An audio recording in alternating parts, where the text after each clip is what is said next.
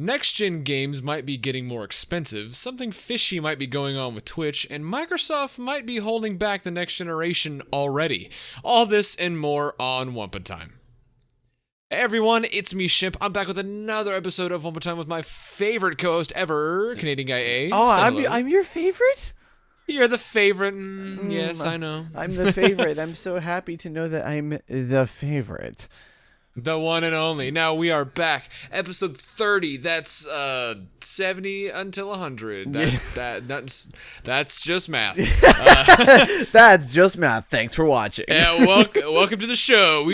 That's math. All right. So quick news. Yeah, woo, quick news. Let's get right into the quick news right away. So first things first, PlayStation announced a bunch of the top selling games, and one of the biggest ones that they announced on there, of course, number one was the Last of Us Part 2 being number one because of course, right? So yeah. So, and also too, it's going to be the PlayStation PlayStation Plus 10th anniversary. So 10 years ago, we all started had to pay for PlayStation. That's not so much of a positive thing, but more of a meh thing. Well, to be fair, okay, so let's think about it this way. This started in 2010, before the PS4, and it started as just a rewards program. Yeah. So it was just, hey, you subscribe and you get cloud saving, 2 free games, and special discounts. Okay, cool. And then the PS4 rolled around, and it was like, oh, now we have to pay for it to play online. Thanks, I guess. I mean, at least the servers are better. I remember playing Call of Duty on PS3, and it was just awful. Disconnects everywhere. And it was... Yeah, and guess what? They're still online, kind of. There's still kind of problems. Now, you had mentioned beforehand that there was a weird one in the top 5 for downloads. What was that? Yeah, so Sony posted a picture that had a whole timeline of the PlayStation Plus for 10 years, and one of the pegs that they show at the bottom is the top 5 monthly games that were redeemed globally. So these are the top 5 top 5 games that subscribers redeemed and downloaded for free within the 10 years. All right. So we have Call of Duty Modern Warfare Remastered, I believe, which understandable. Yep. We have Shadow of the Colossus, Call of Duty Black Ops 3, Destiny 2. It's a free game, so I don't know if that counts. I'm sure. And then the weird one, the 5th one, was Sonic Forces. Really? Yeah, Sonic Forces is in the top 5 redeemed PS Plus games out of the 10 years of PS Plus being a thing. And that's very odd because Sonic Forces is the one that I think majority of, like, Sonic fans love to fight about everything. Like, it's astonishing how much they hate Sonic, but consider themselves Sonic fans. And Sonic Forces is one of the games that was so overwhelmingly, mediocre. Man, this is such a slog. This isn't fun. The game is playing itself. Yada yada. Everyone can get behind that, but it's the top. It's one of the top 5. Like, I don't expect to see Sonic Forces right next to Shadow of the Colossus. I kind of have a theory on that. I do too, and I think that might be the same, but let's hear yours So first. I think it's because of the fact that the Sonic fan base in general just had a giant meh towards the game, right? And that but here's the thing, is that Sonic itself as a figure is like very well known. Like, you know, at one point was a console mascot, so almost everybody knows Sonic, right? Yeah, it's a multi-platform Mario, essentially. Right, exactly, right? And you know, you get the diehard Sonic fans, but then you get the casual fans, and the casual fans are like, oh yeah, I like Sonic, Sonic's cool, but they don't stay up to date. And yeah, exactly. I think a lot of people heard about how mediocre Sonic Forces was, and then when it came out to being for free, yeah, they said might as well. And there's also kids. There's also kids who just don't know what a good Sonic game is. So they're like, oh, Sonic! Yeah, exactly. And it's, oh, Sonic, click. But I think that so many people going meh, and there being so much mixed reception, I think people were so curious. Like, man, I gotta try this game out. Because you got the people that if the game is bad, people won't download it. But if you got the people that turn and say the game is good, people have probably already have bought it already. Yep, and Sonic Forces kind of hits that mediocre but a popular franchise that people are unsure about. So people are like, yeah, why not? Let's give it a shot. Sure. And my theory is that so Sonic Forces and Shadow of the Colossus were available for free in the same month. Okay. I think it was April, I think. Okay. And the reason those two are on there, I believe, is because that was during the pandemic. That was the start. So that's when everyone started staying at home more. And to see both of them on there kind of clicks it in for me that both of these are there because of the pandemic. So more people were downloading. Everyone else was at work or off doing their own thing, so they weren't home looking at what was free. I had missed a ton of free games because I just forget because I had PlayStation Plus. Mm-hmm. So I believe COVID is the reason Sonic Forces is on there. Like, in another world where COVID didn't happen, oh God, if only. If another world where that didn't happen, Sonic Forces could be on there just by means of being Sonic, but I highly doubt it. Maybe top 10 at most. Yeah, I do. Yeah, that totally makes a lot of sense as well. Yeah, with the fact because April is when everything started to lock down. April was when things started to, because I remember we got back. Actually, it was more like March. March is when things started to lock down. Yes. April was everyone's lockdown. Full lockdown. Yeah, full lockdown was April. March was some places were locked down, some places weren't. I mean, like I said, we went to Boston and went to PAX, and everything was fine, right? We were all good with everything. It was the last convention. Yeah. It was funny. PAX was the final convention in America, major convention before everything shut down. Because I believe 2 weeks later, there was like an anime Boston or something like that got shut down. A whole bunch of everything got shut down afterwards. And I remember coming back to Canada because Canada was a lot more proactive than the States. Not trying to throw shade, but it is true.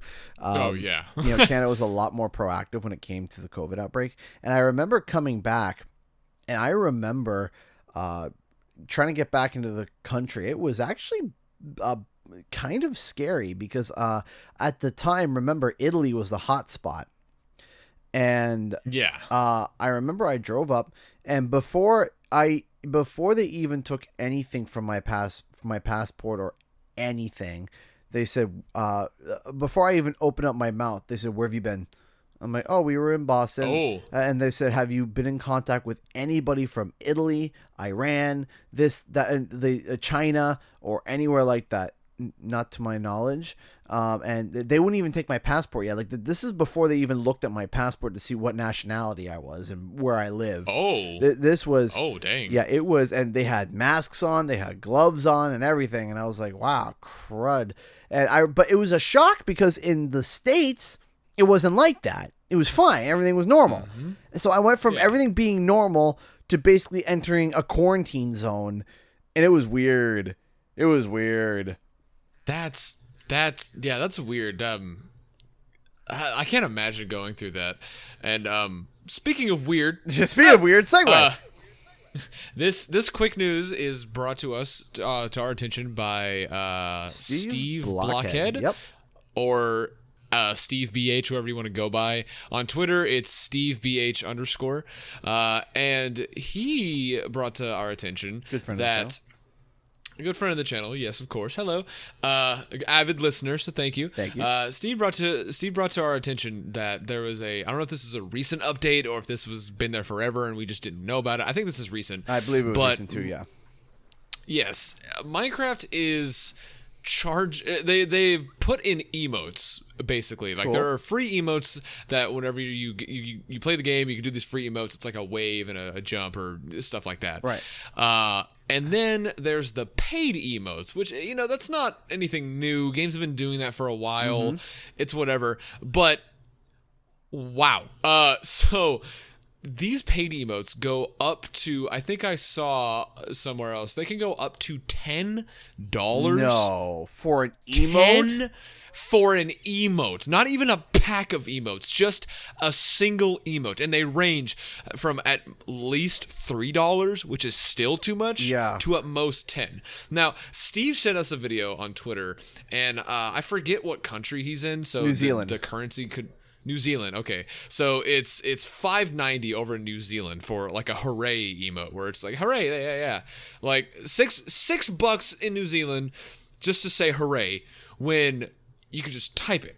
Like why? What is? And to be fair, to reiterate, this is on what's known as the Bedrock edition of Minecraft. That is the new version that's on all the consoles and on Windows 10.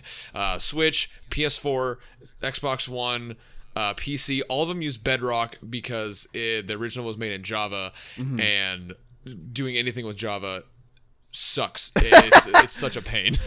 It's such a pain. Bedrock supports crossplay, and it's cheaper. It's like $10 or so, 10 or $20.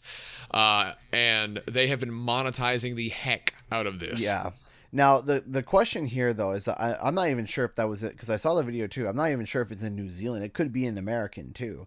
It literally could have been, because sometimes when you go to the store, so just to clarify, it may have been American. We're not sure if it was American or New Zealand, but either or, even when you translate the New Zealand dollar to the American dollar for like $6, it's still around $3 to $4 American, which is already too much for an emote, right? Which is still too much, yes. So like, for example, in League, it's a game I've been playing recently, League of Legends, and they have emotes as well.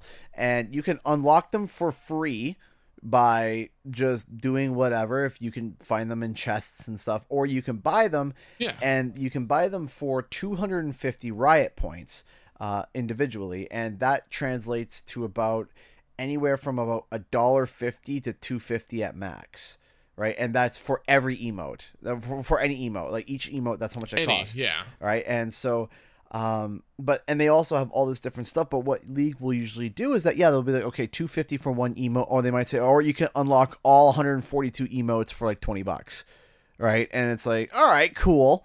You pay $20, you have access to all emotes, and it's these cute characters that you flash in the middle of the game, and whatever. That's great. Dude, like a third of that price is for one emote. I know. On Minecraft. That's ridiculous. So before the emotes, they already introduced mine coins, and you could buy skin packs and levels from Minecraft directly, even though you could already do that before, like for free.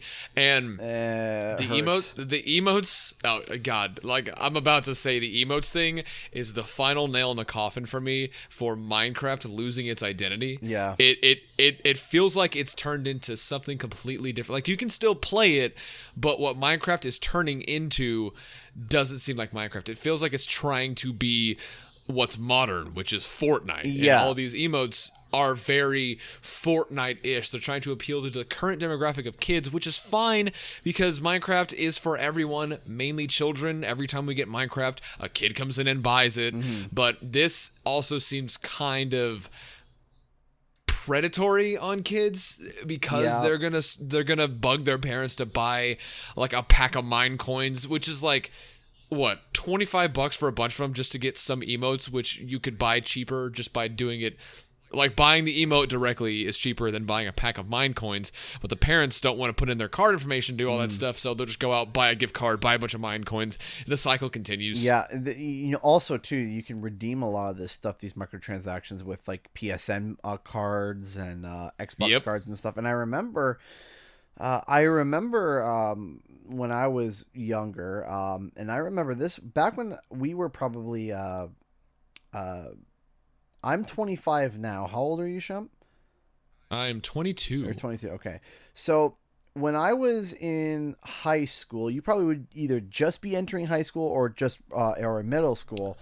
I remember when it was the Xbox 360 and PS3, and this is when microtransactions kind of started. This is when I think I remember that too. Yeah, it's when microtransactions kind of began. And it was like, oh, with the Xbox points, you could get Xbox avatars, you could get props and these cool things for your characters and stuff like that, or you could redeem DLC with these Xbox points and stuff. And I remember, like at one point looking at like my transaction history, and I looked and I was shocked because what I would do is that I would ask people for Xbox points. I'd be like, oh yeah, I would love Xbox points for my birthday, or hey, mom, Just get that stuff. yeah, just get that stuff, right? And whatever. I didn't even think about it, and I looked at the end, and it was like, as someone who didn't have a job and didn't have money, wasn't spending money, I looked and it was like you spent $450 in Cool. Xbox points, Cool. and I didn't even notice it. Wow. Right? And yeah, as at a younger age, you don't even know. Well, You're just constantly getting little stuff. well, yeah, just $10 here, $20 here, right? And then at the end, I'm like, man, I could have bought an entire console and then some with that.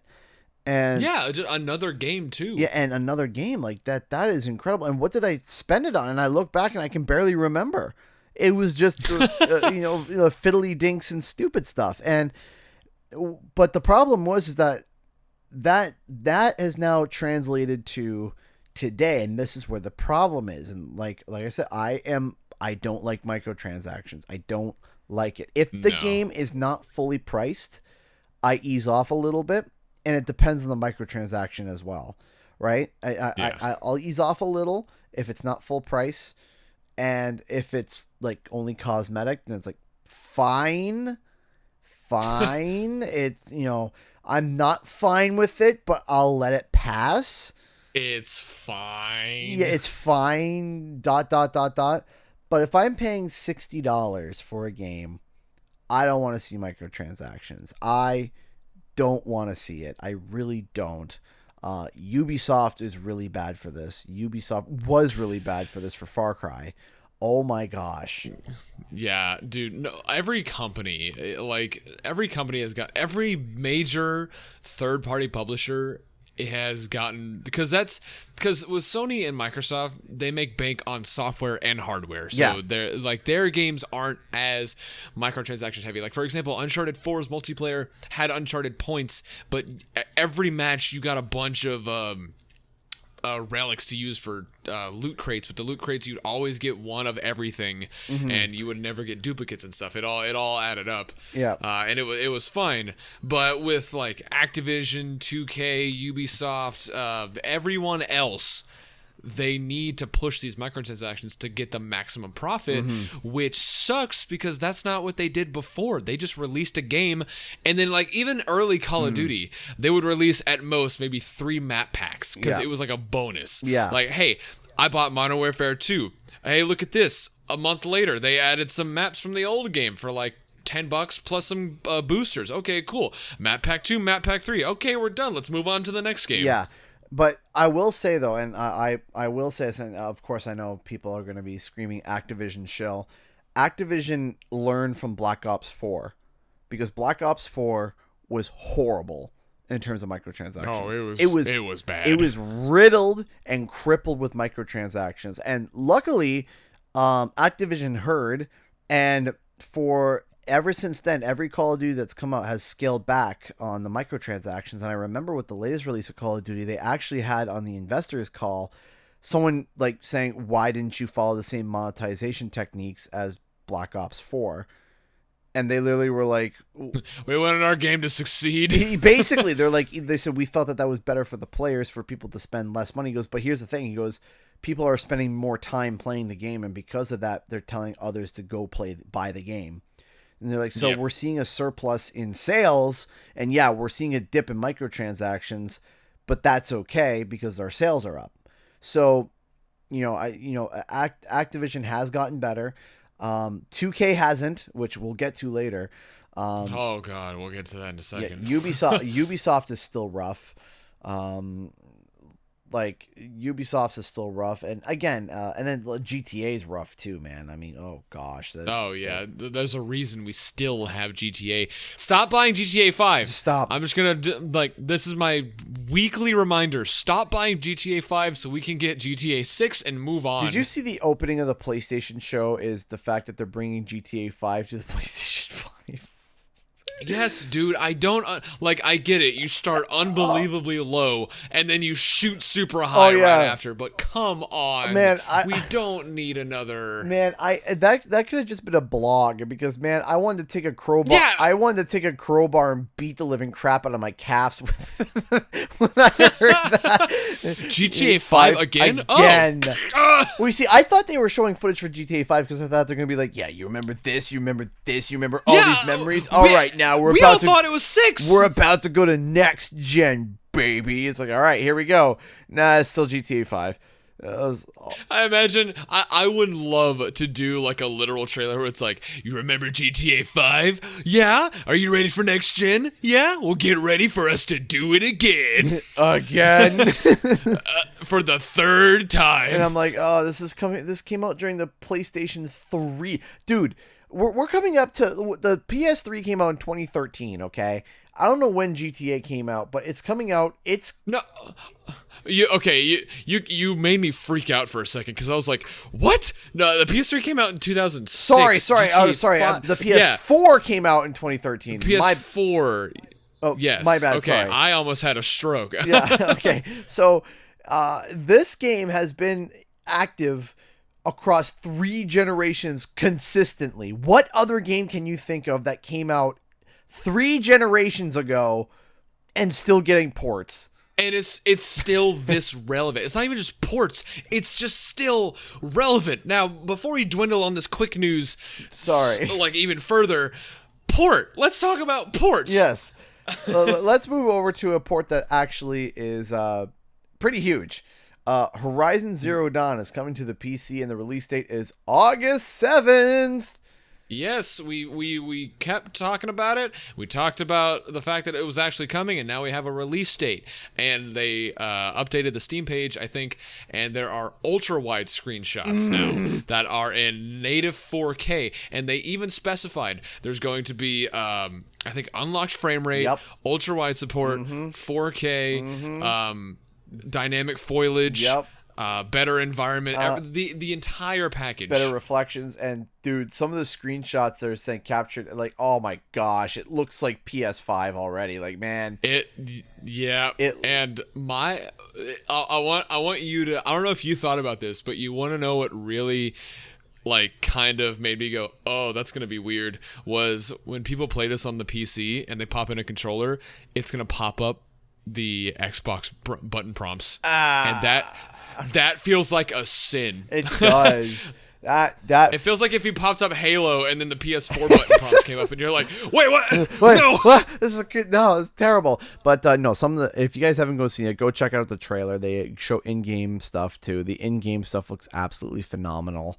At the same time, they showed Death Stranding because both of them are running off of Decima. So the Death Stranding PC announcement release date trailer, I think, was the video was shot in ultra wide. Yeah. And it was just Norman Reedus with his funky fetus running towards the camera. Did you just say Norman Reedus with his funky feet? Have you not heard that before? No, I've never. Yeah.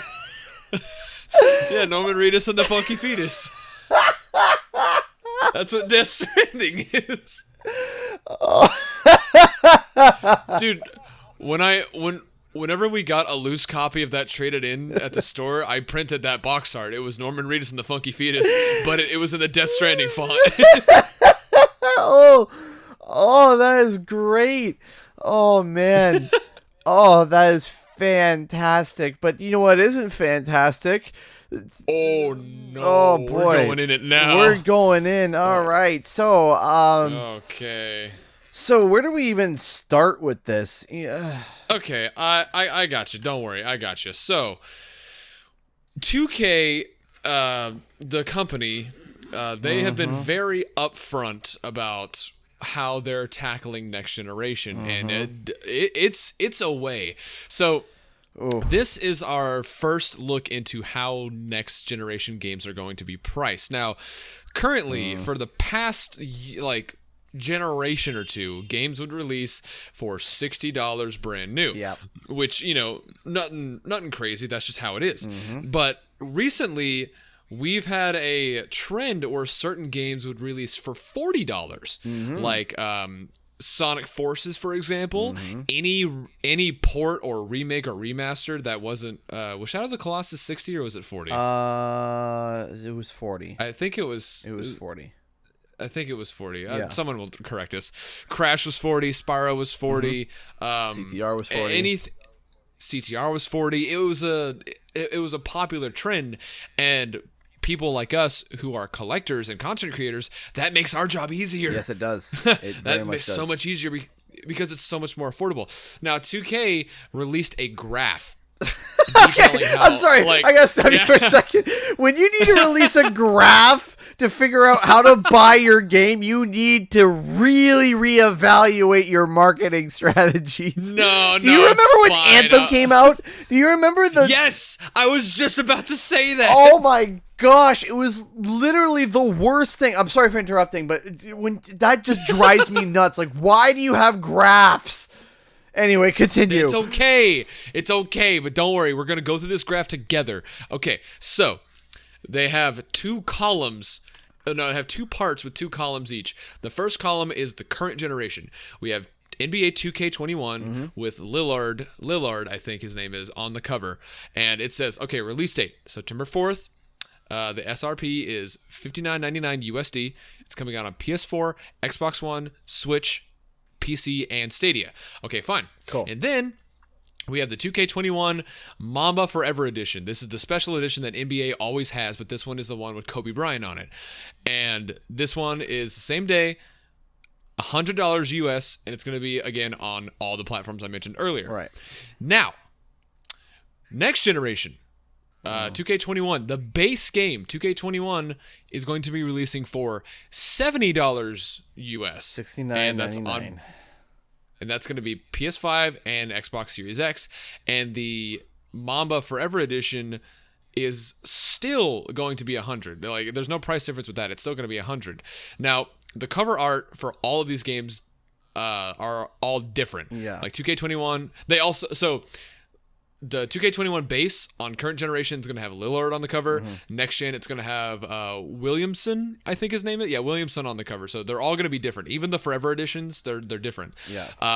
This is where it gets confusing. So if you buy the Forever edition on the current generation, you get the base game for the next generation for free.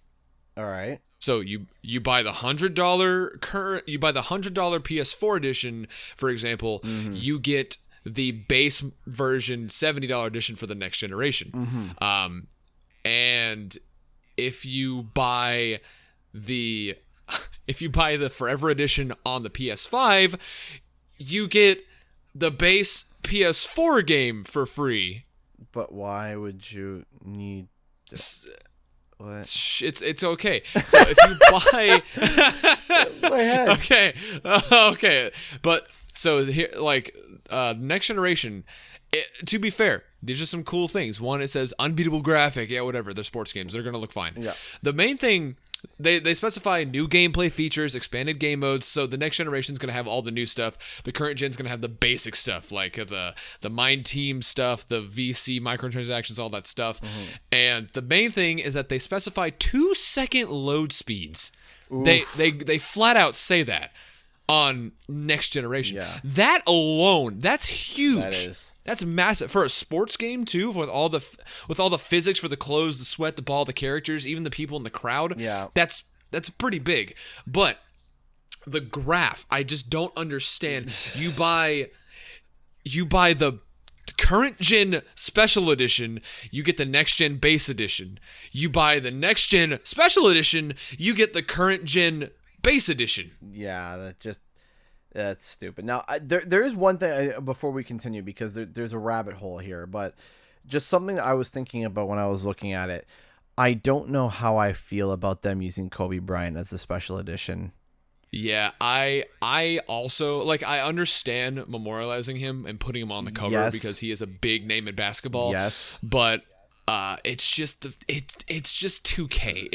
Like, if it wasn't 2K, I think I would be okay with it. Yeah. And if it wasn't like $100. But what killed me was that they put it on the special edition, which costs more. Yeah. And like I said, I get that feels disrespectful. Yeah, but here's the thing. I get it. Like, you put the special player, the player that everyone recognizes as the an icon on the sport, an icon in the world, right? You know, who died unexpectedly. It was tragic. It was tragic. It was terrible. But then to have him on the special edition and then charging $100 for it, and remember, that's $100 American. That's $100. That's going to translate to about $120 Canadian. Yeah. Oh my god. Something doesn't feel right. Just something. See, okay, I can see the double-edged sword with this. Yeah, same. That's where I'm seeing it too. Let's say, for example, they put Kobe on the base game and then the current players on the special edition, like they've been doing, where the current players are on both editions. I could see people seeing 2K21 and them getting confused that Kobe's on there, and they think, oh, is this a remake? Is this an old game? Where's the new game? It says 2K21, but this isn't the new players. I can understand them getting confused with the general public, but I don't think that was their mindset. I think that's me thinking of an alternate scenario. Yeah. I think they always had, like, the moment, I hate to say it, but I think the moment that tragedy happened, 2K immediately started thinking about how they can monetize the image. Yeah. Because anything with Kobe on it shot up in price, especially video games, because at work, one of the NCAA games on the GameCube shot up to $200. Because Kobe was on it? Because Kobe was on it. And this is them saying, oh, Kobe's on the front. People are going to see it. They're going to feel something. They're going to buy it. It's $100. It would have been better if Kobe was on every copy of the game. Yeah. If he was either on the back, if he was in the insert, if he was on the disc. Yeah. If there was like a celebration and it wasn't a way to make more money. Yeah, I think that if they took a step back and looked at the players and said, hey, listen, this year it's going to be Kobe. Right, this year it's like, I don't think anyone would have been upset. I think everyone ever would have been okay with that decision. Yeah, I think if they turn around and said, "Hey, we're gonna have 4 different images of Kobe Bryant on all the different editions for the PS4 base, the PS5 base, the PS4 special, and the PS5 special. It's just gonna be 4 different artworks of Kobe, and just go with that." And this one artwork of Kobe of him waving. Yeah. Like again, maybe I wouldn't feel so bad if it wasn't for the fact of what they're doing. I just that to me just feels a little bit scummy because it's coming from 2K and how they're doing it. But besides that point, the biggest thing that we're talking about in terms of the industry, the gaming industry, is that it's not just 2K that are thinking about bumping their game prices up, because apparently everyone, a lot of people, other people are looking at thinking about bumping up the prices of their games to $70 or $69.99. Yes. Which I think we all expected, because games weren't always 60. There was a time where every game was 40, or every game was 50. Yep. Like for the longest time, and then it got bumped up to 60, and now it's doing it again generations later. In like gaming terms, not like actual generations, but in multiple gaming generations later, it bumps up again, and that's just $10 more. But, and I understand because there's more of a budget going into these titles to make sure that everything is fleshed out. The graphics are as best as they can. They want what they pay for, but that makes me think, oh, they're charging full price, but to get the maximum monetary value, they're going to add a bunch of microtransactions just to make up for it. You see for example, in Canada, we didn't go through exactly the same thing that you guys went through. So back during the PlayStation 2 era, we jumped our prices from $59.99 to $69.99. I remember one of the first games to get tagged with that price was Ratchet and Clank Up Your Arsenal, the third game. I remember seeing the price jump up to $69.99. And then throughout the PlayStation 3 era, we had $69.99. And then entering into Xbox One and PlayStation 4 era, we jumped up initially to $74.99. Oh, wow. And then after about the first year, maybe even less. No, it was third parties were $74.99. So I remember one of the games that came out was like Quantum Break, one of the first launch titles for the Xbox. I remember that was $74.99, and AAA games like Halo were $79.99. So any games that came out that were exclusive to a console or were like AAA big studio was $79.99, and then the third parties were $74.99. But it only took about 6 months to a year before that $74.99 became $79.99 again across the board. So a brand new game is $80 Canadian. Plus the 13% tax that we get, it turns out to being like $92.50 or something for a brand new game. Oh my god. Now here's the thing, is that now what's going to be happening is that if they decide to increase the prices overall across the industry, where let's say jumps up to $16.99 Canadian, well, $10 American translates to about $13 Canadian. So that means that you're going to be jumping. Our games could literally be $84.99, maybe or 90 or $95.99. It could go around there, and then buying a brand new game itself will be almost $120. I'm wondering if the trend of certain games being cheaper is that next gen, all the new games are going to be 70, and then the cheaper ones like the remakes and stuff are going to be 50, 60. 50 or 60, yeah. I don't know. I understand it. I expected it.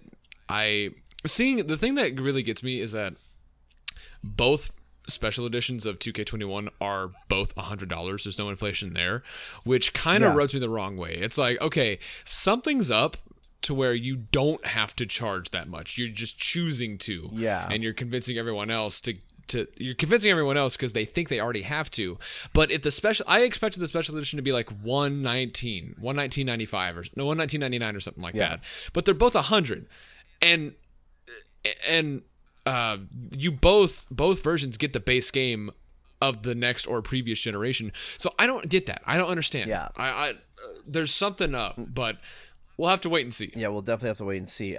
Speaking of waiting and seeing, because something's gone real goofy over on Twitch. Oh yes, good old Twitch, the graveyard for creators. Basically. So this one is a very interesting story, and many of you... Yeah, I feel like you can tackle this one. Yeah, because I've been kind of on the pulse with it, or trying to be. It's been crazy.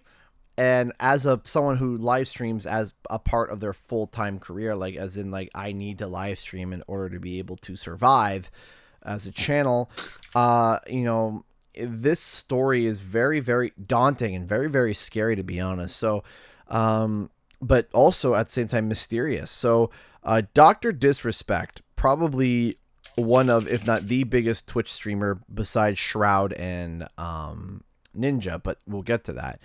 So Dr. Disrespect was streaming one night, and all of a sudden his character changed. He broke character because obviously Dr. Disrespect, if you guys didn't know, he's kind of like a personality. He's a goofy character.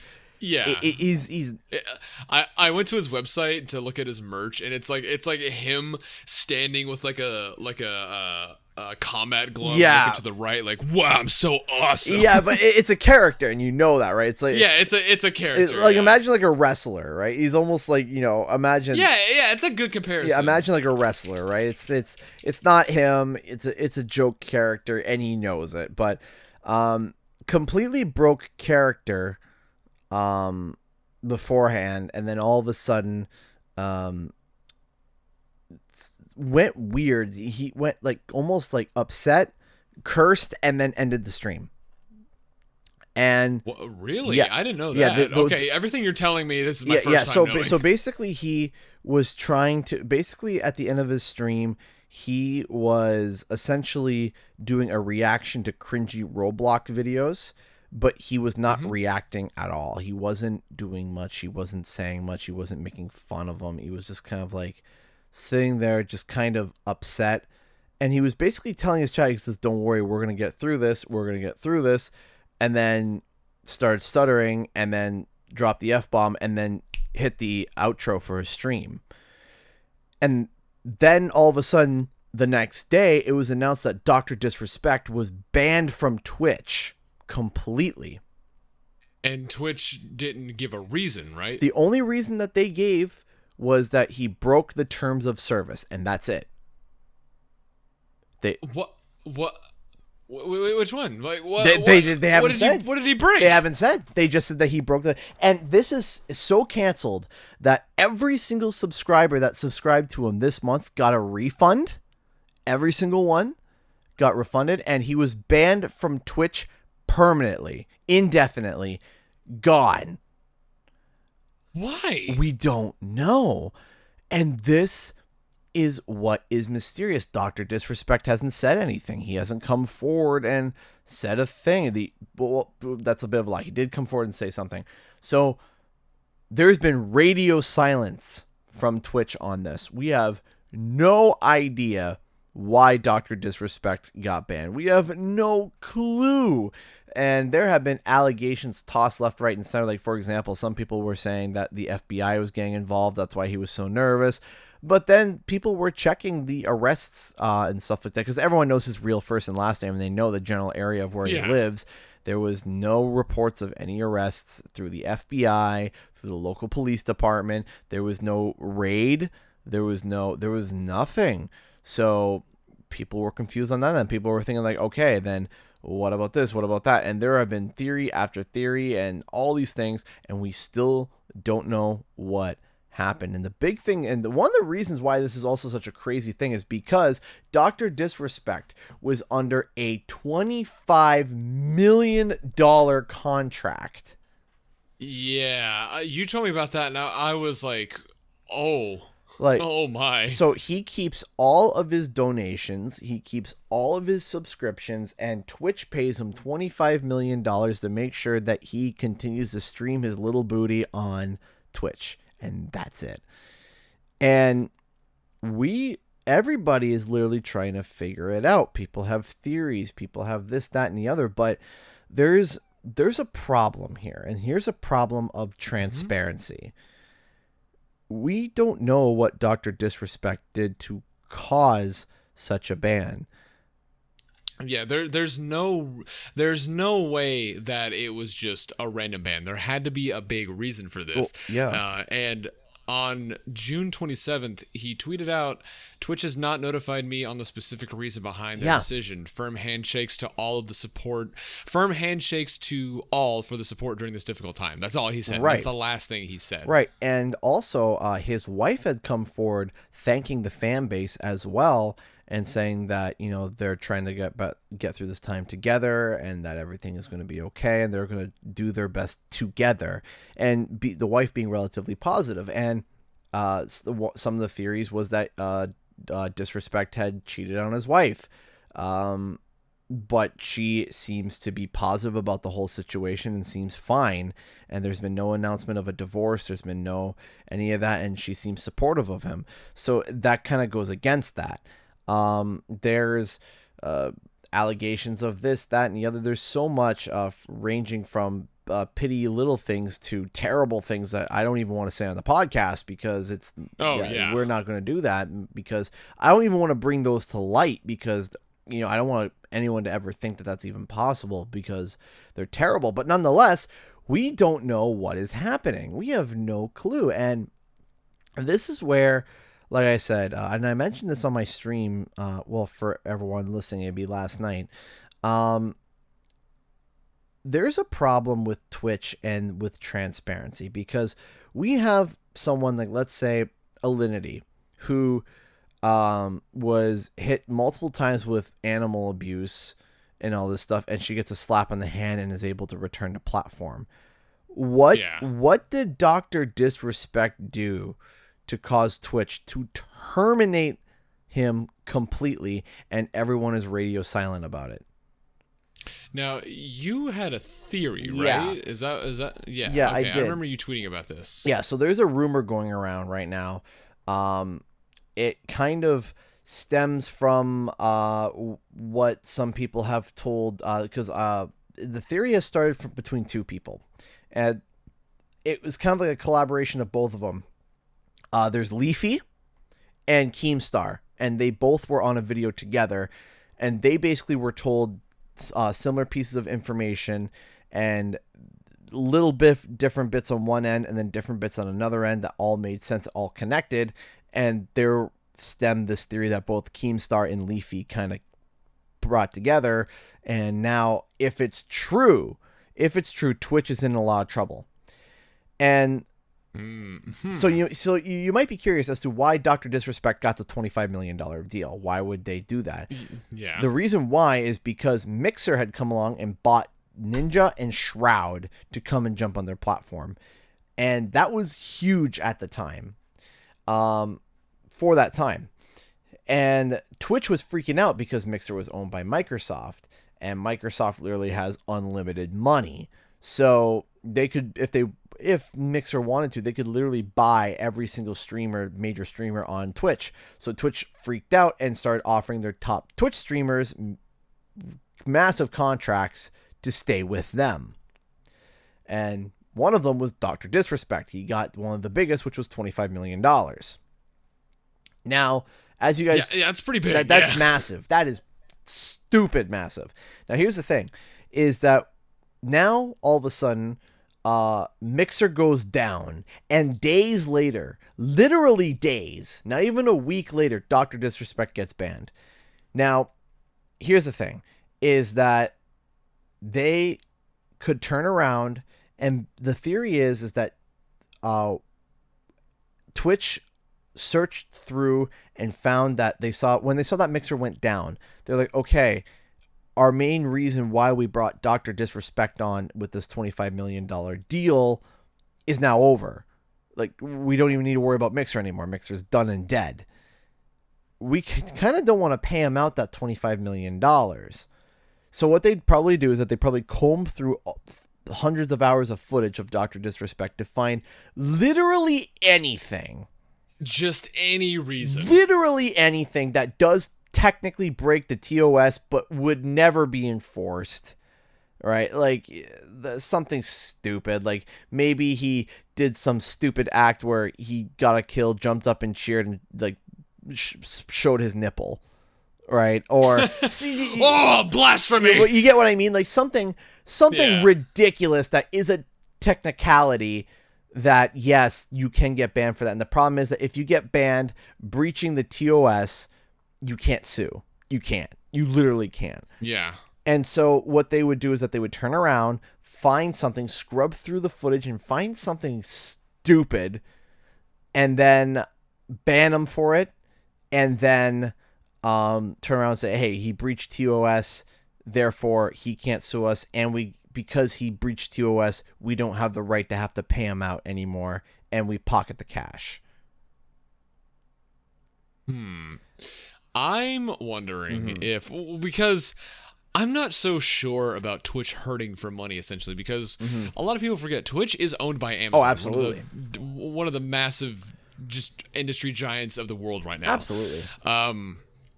So I don't know if they'd be hurting for money. Maybe they have a limited budget from Amazon and they can't just be like, Daddy, can I have some money or anything like that? Maybe not. But I'm wondering if it has to do with Twitch's, what's it called? It's like their new, like, the people in charge who aren't bots like YouTube. Like when YouTube, when a streamer gets a strike. The Twitch enforcers? The Twitch enforcers. Yeah, the enforcers, yeah. I've seen a lot of things about them and about certain people and how trigger happy they get with bans and stuff like that. And there's really no reason. Yeah. This feels like it was strictly by them because this couldn't have been a bot. The bot would have given him a reason, like YouTube does. Like we both get a copyright notice when we stream. Like I got a copyright notice on my Resident Evil 5 stream like a month ago. Yeah, no idea why. You get them on your Paper Mario stream because it's Nintendo. Yeah, it's because of Nintendo. But it's a bot. And even with Twitch, I got a strike not a strike, but I got a notice because I played the Spider-Man movie theme on one of my streams, and the bot was like, "Hey, the song's owned by yada yada yada. Don't do it again." And I was like, "Okay, cool."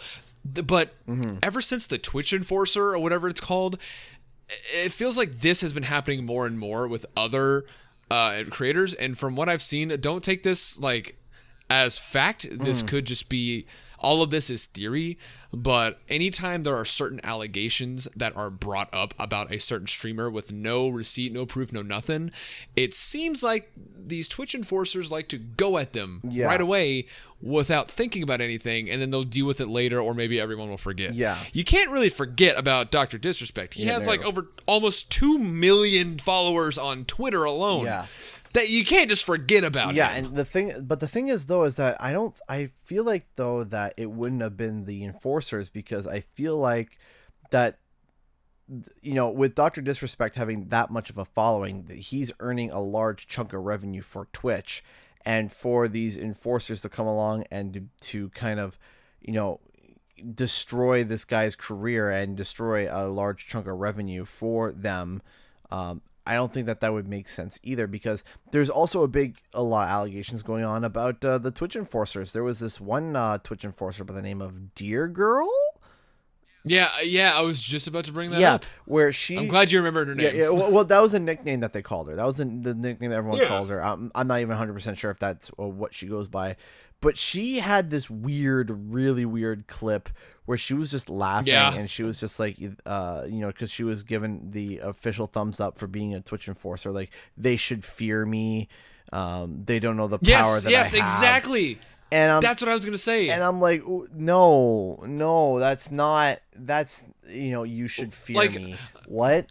Imagine being a higher up in a company. Let's say, for example, you're a higher up at PlayStation, and you just got promoted to be the big dog of like the certain people in this group, and you go on like a party or even a stream, and you're like, I don't mean to brag, but I have a lot of power. Everyone should be scared of me because I could fire them right then and there. But it's like that, but the employees are Twitch streamers, and they're and she's like, I can ban it. I mean, it's no big deal. I have the power. They should be scared of me. If they make me upset, that's it. They're gonna violate TOS, and quote unquote. Yeah, and no, that's ridiculous. Like that is not the example of someone that you want as a Twitch enforcer. That's ridiculous.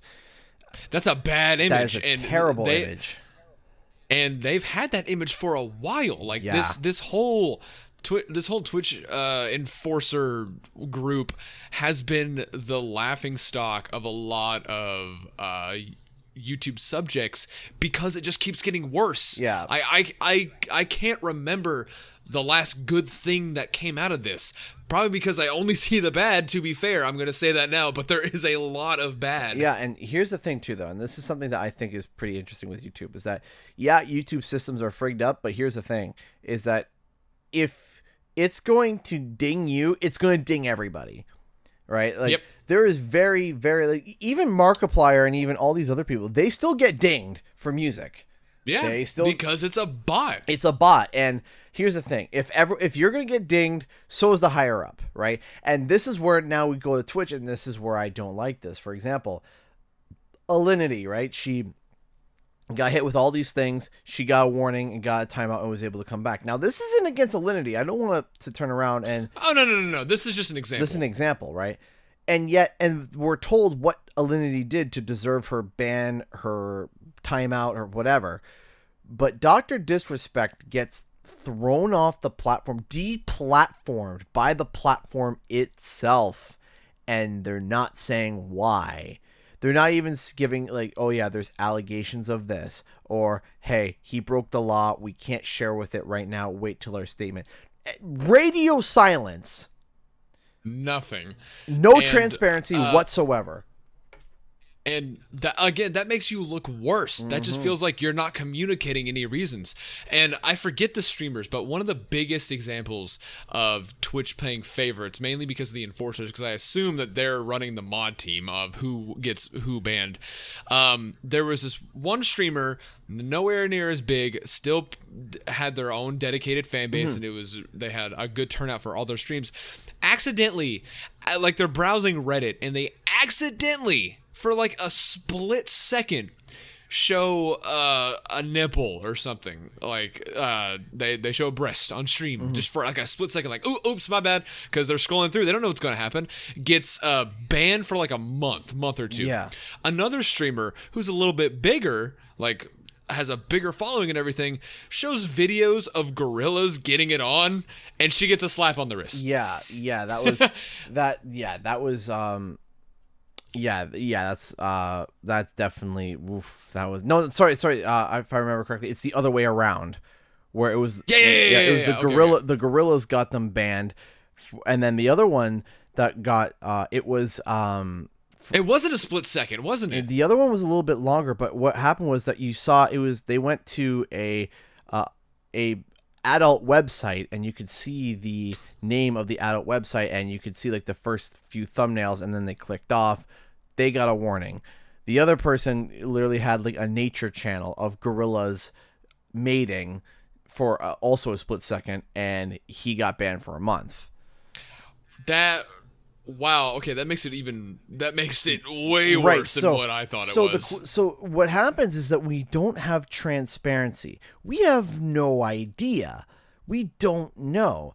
And this is why do I want to stream on a platform where I don't know if I if I do a warning or not, or if I mess up, or if I screw up, right? What type of punishment I'm going to get, right? Imagine having 3 people lined up doing the same action. Okay, this person was arrested for theft, this person was arrested for theft, and this person was arrested for theft, and they all stole the same value of items. First person gets sentenced to jail for 10 days. The second person gets community service, and the third person is literally killed. And it's like... Oh my God. Good Lord. And then it's like...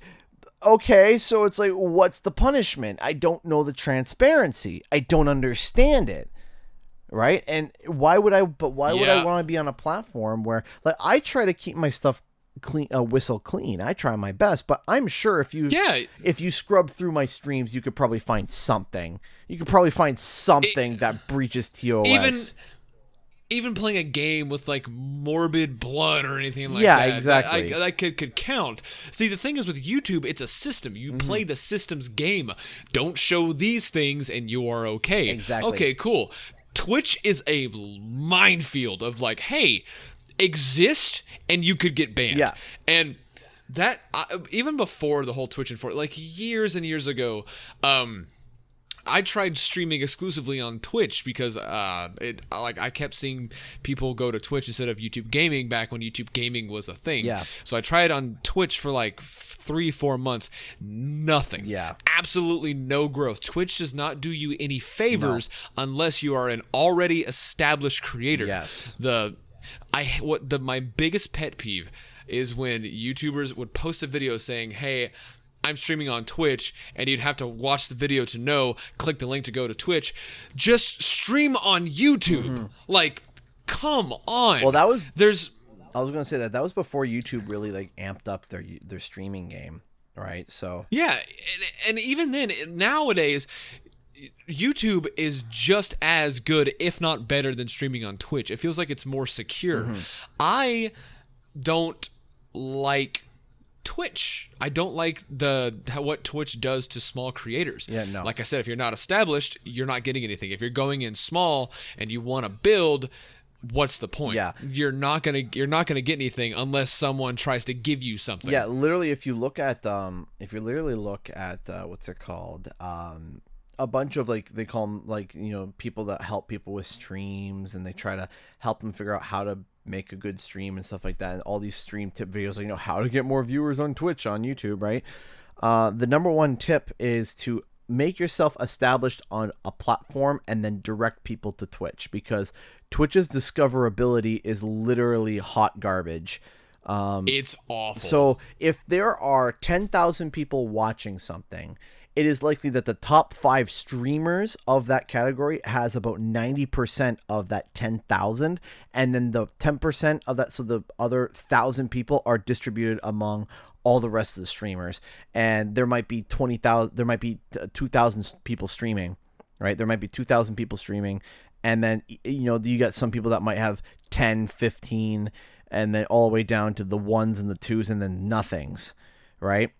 And nobody can get you discovered, and that very much does frustrate me. That's why I stream more on YouTube, right? I stream on YouTube because YouTube has a discoverability system. No, can you stream day one on YouTube? No, you have to get some videos and some views and some stuff, but yeah, just to make sure there's no like spam or bots and stuff. I understand. Yeah, I get that, but I'm happy to be able to stream on YouTube and stuff because it's a lot better to me than Twitch. Twitch has I would say less rules than YouTube, but like you said, you don't know what they are. It's a minefield. They're not clear. You could break 15 rules, not get anything, and then do nothing, and then all of a sudden you're banned for life. Right. You would get better discoverability if you streamed on Facebook Gaming than you would Twitch, and that's not even a joke. No, that's actually a fact. Mm-hmm. And there's one other thing before we move on to the next topic. We know we're going to be going a little bit long, but there was so you know how when you click a category, it tells you the top streamers and it just sorts by viewers, right?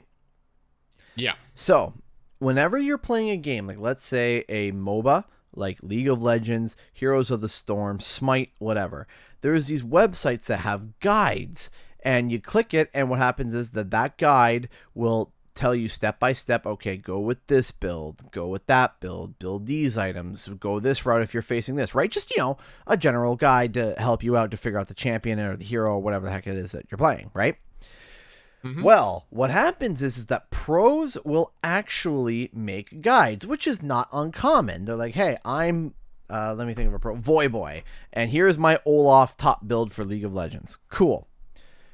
But there's a trick that these streamers do, and it's to artificially inflate their viewer count. And what they do is that they embed their stream on the guide. What? Wait, what? They embed the stream on the guide. So what happens is that if you were to click the guide, you see the guide, but if you were to scroll down to the bottom of the page, you would actually see a small window with them streaming. And what happens is that when you do that, you might be playing your own game and not even paying attention to what they're doing. You're just looking at their build. But because it's embedded on that page and someone's visiting that page, that's considered as one additional viewer over on Twitch. Oh, I see. So what happens is that and then what these guys will do is that they will make a whole bunch of guides. So like there's certain positions in games where certain champions excel, and they're like, okay, there's 20 champions that do really well in top lane. I'm a top lane main. The person, the pro player or whoever the guide creator is like, I'm a top lane main. I'm going to build 20 guides. And what happens is that whenever someone's watching the guide and you're streaming, that's considered a viewer. So you could literally have 100 viewers on your stream and not have one soul in your chat. Not one. Wow. And what happens? That's so weird. Yeah, and what happens is that puts your stream above others and makes it easier for you to be discovered because you're higher up the list. Even though that is that's too many loopholes just to get discovered. Yeah, exactly. And you know what? I don't blame them.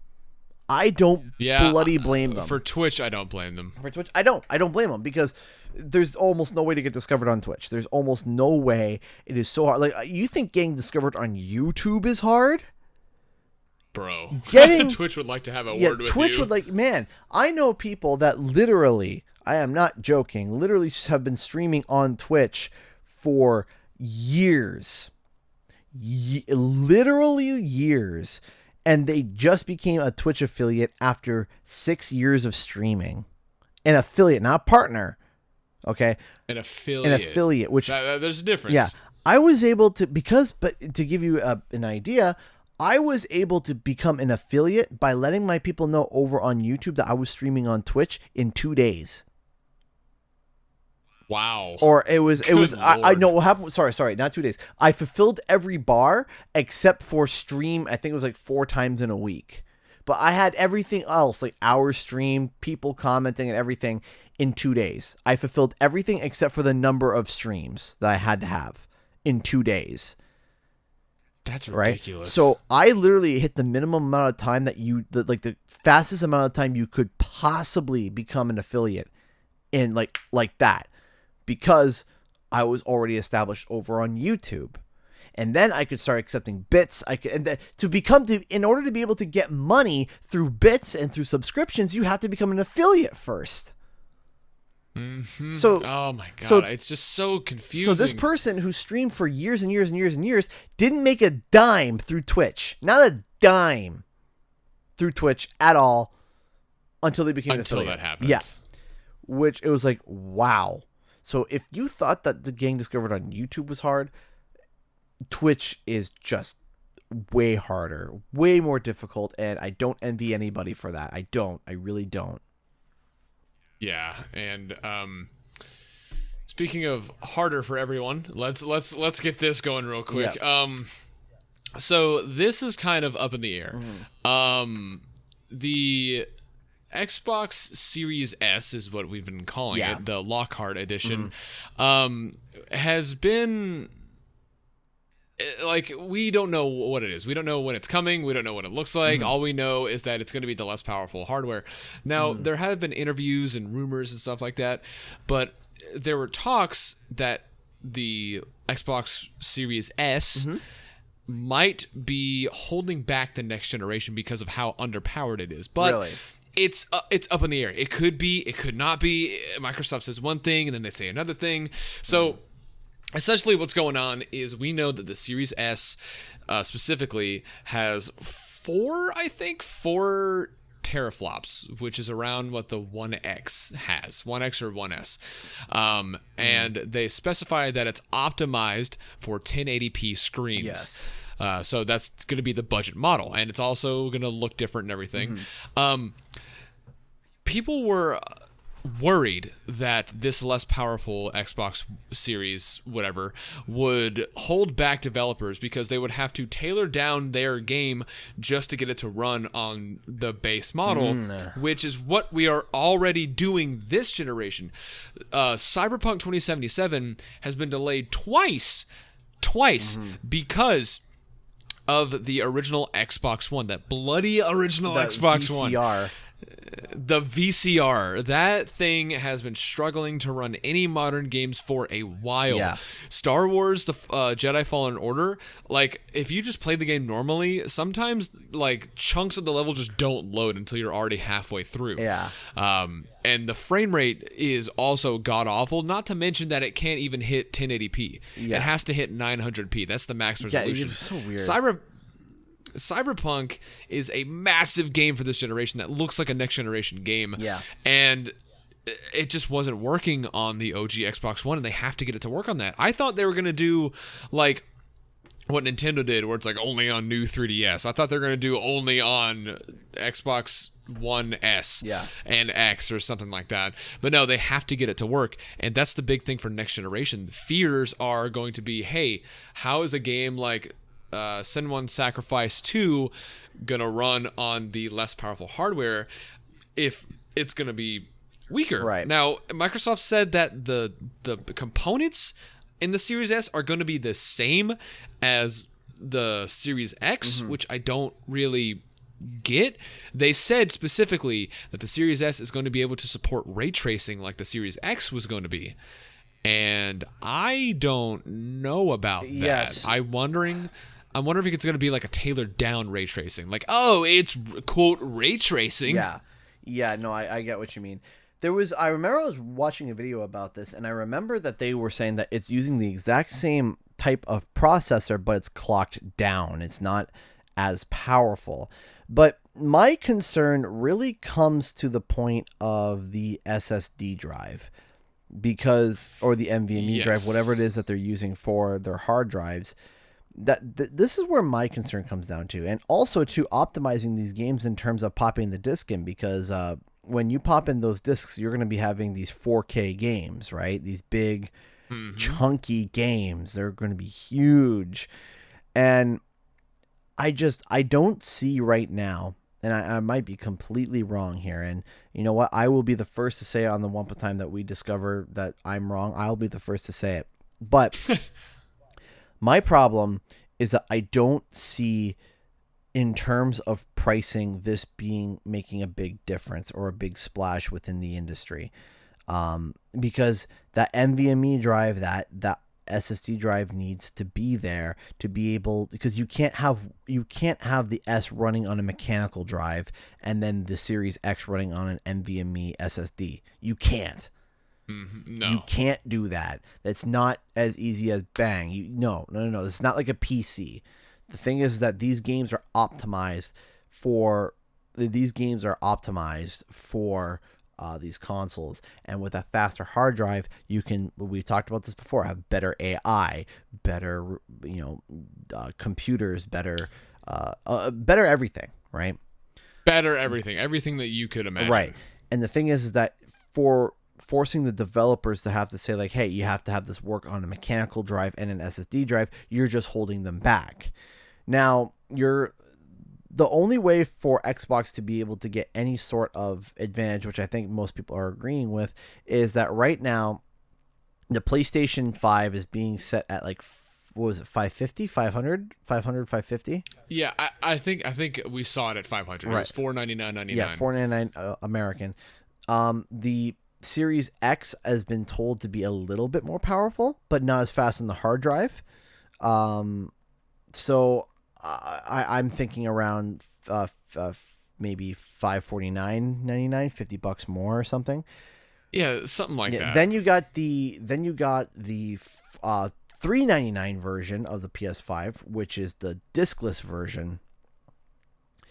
Yes, and I think Sony doing that kind of made it easier for consumers. Definitely. Because buying a new Xbox, it's like, oh, what's the difference? Oh, one's weaker. Well, can it play the games? Yeah, I can play the games, but it just won't look as good. Well, should I buy it? Well, you should get the more expensive one because they play better.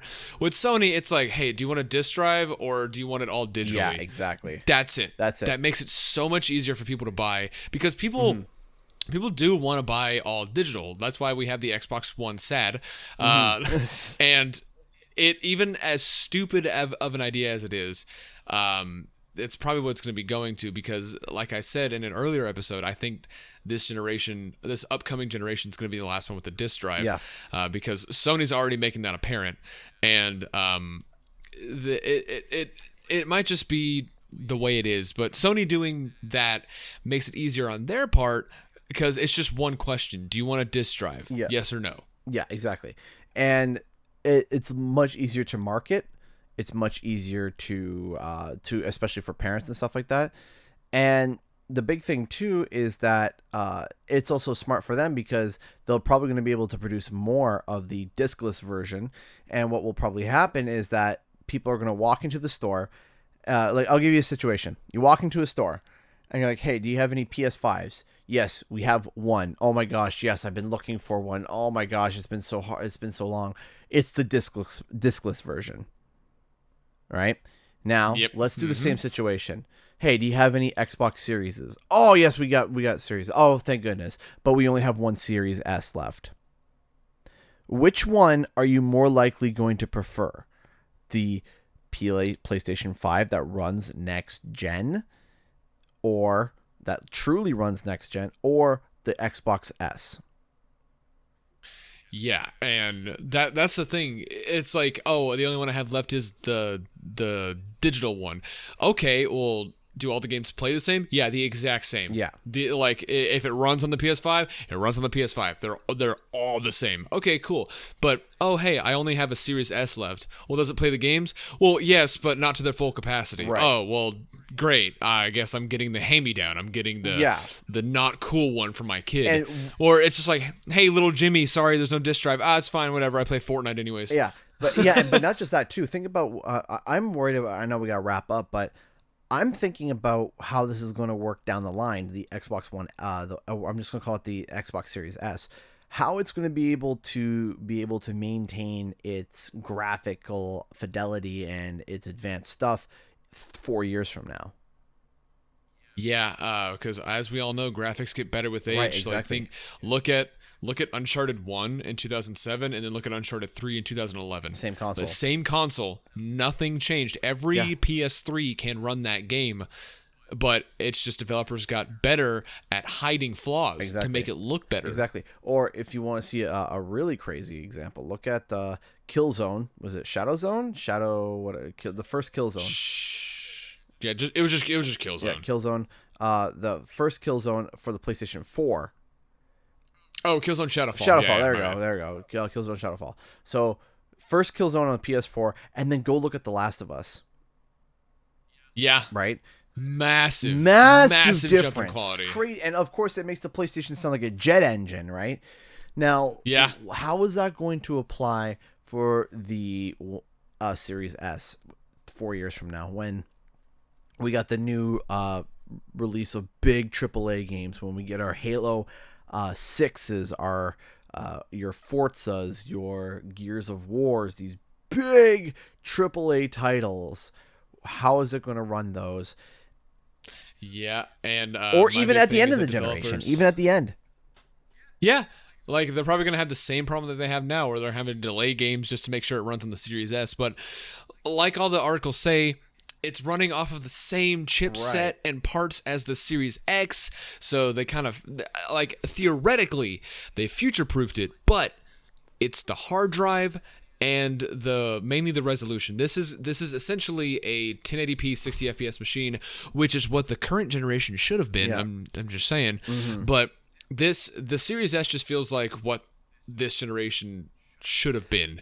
And it's fine if we skip over that and then make what it should have been a feature in the new consoles. The only way that I see the Series S working is being around $100 to $150. I would even say solid $150 cheaper than the discless version of the PlayStation 5. That's it. That's it. That's the only way I can see it. Because even $100, if you make it $100, you could say, okay, $100 for 1080p 60, or you spend your what would it be like? Let me see here. It's $399, so $400, so $250, so $250 American for a brand new Series S, right? But if you made that, even if you made that $300, $299, and you turn around and say, oh, but you can spend an extra $100 and get next gen, literally not watered down next gen, the next gen, like the next gen, $100. It's kind of like with the Switches, like, oh, you can play these AAA games from third parties, but it's very watered down. Like It feels, Nintendo has always felt like it's a step halfway into the current generations. The Wii U was essentially a PS3 in the PS4 era. Yeah. Games look like a PS3 game. The Switch looks like early PS4 when the PS5 is coming out. And we don't even know, that's a topic for the next episode. We don't even know how Nintendo is going to handle next generation when all these games are so graphically demanding and resource heavy that the Switch explodes at the thought of running it. Yeah, exactly. So I have no idea how they're going to run that. It's not as easy as just turning down the graphical slider, because the big thing is the fact of that you're still running on basically like an SD drive essentially on the Switch. Yep. And for your games and stuff, and that's a problem. But yeah, last thing before we go quickly, as I said, my thought is it has to be that Series S. Has to be, because if it's $150 lower, then that's significant, and that's definitely going to make you go, I can play the next gen games. I can play them, and they for $150 cheaper, that's better. And you know what? They're probably going to be able to produce more of those, so there might be more Series S's out in the wild. And if they can do that, I think now you have a valid reason for the Series S. But if it's not, if it's only $100 cheaper than the all digital PlayStation 5, I don't think it's going to work. That's just me, though. Yeah, if it is that price, if they do a competitive pricing against the all digital, then that's going to make Sony shake in their boots. Mm-hmm. That's going to be a massive blow to them, and they're going to have to shuffle to find a way to recover. Definitely. All right, yeah, and with that, thank you for tuning into episode 30 of WumpaTime, where we talk about games and stuff. I want to thank everyone from the game store FX Video Game Exchange. Thank you all, because I have seen a lot of you people coming in to watch or listen to the podcast. Thank you guys so much. A shout out to all you guys.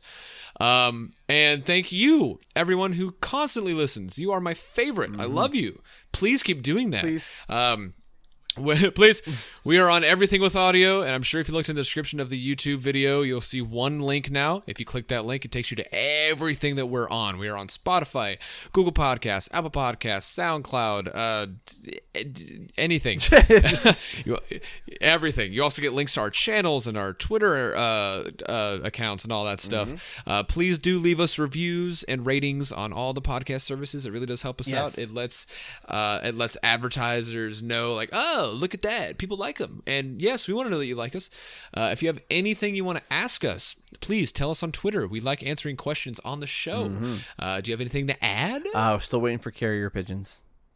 Carrier pigeons, yes, please. WumpaTime carrier pigeons, and maybe a Segway. Maybe someone can do a 3D model of a WumpaTime Segway. That would be awesome. Please, just for fun, I guess. Thank you all so much for listening, and we'll see you guys next week.